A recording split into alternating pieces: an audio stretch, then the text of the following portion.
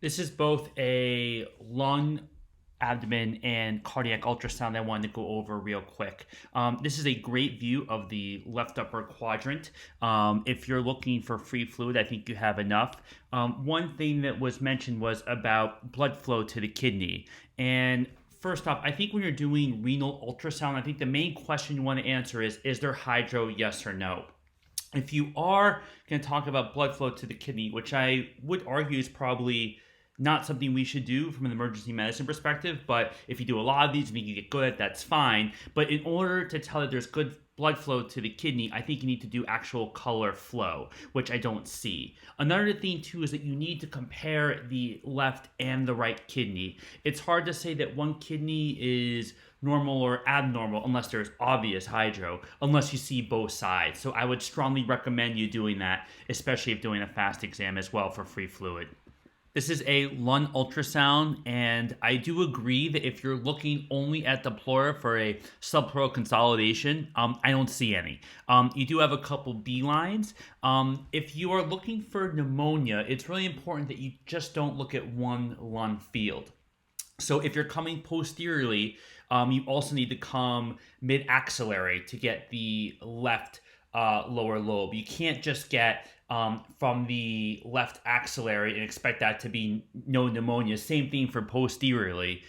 You kind of need to go both anteriorly, posteriorly, and mid-axillary because, as you know, sound can't travel through air. So when you come from mid-axillary, you're only getting the lateral portion of the lung. You're not getting anteriorly or posteriorly. So if you want to answer the question that there's no pneumonia or no subpleural consolidation, one ultrasound clip isn't sufficient. You need more. Now, if you want to look at B lines only, you do need more zones, just one view. If you want to look for a pleural effusion, which I think is a very good question to answer when doing lung ultrasound, your depth has to be to the point where you see the spine. And we could talk about that more later on. But for now, I don't think this is efficient to say that there's no subpleural consolidation in the left lung. I think this is enough to say in this clip, there's no subpleural consolidation, but I don't think that's enough to answer the question, is there a subpleural consolidation in the lung? I hope that makes sense. This is a nice subxiphoid view, and I agree with you. Even though that it's not ideal to answer the question if there's RV strain or not, you show me the right ventricle, right atrium, left ventricle. You need to see all four chambers to comment on RV strain, and I agree with you. You don't see any signs of RV strain. Sorry about my volume there. One thing that you do mention in the documentation is that you say suprasternal, long and short. I think you probably meant parasternal, long and short. Just one thing to remind you of. And don't worry about saving those if it's not sufficient. Last thing is the IVC view. And this is all I see as the reviewer. I'm going to play the clip for a little bit.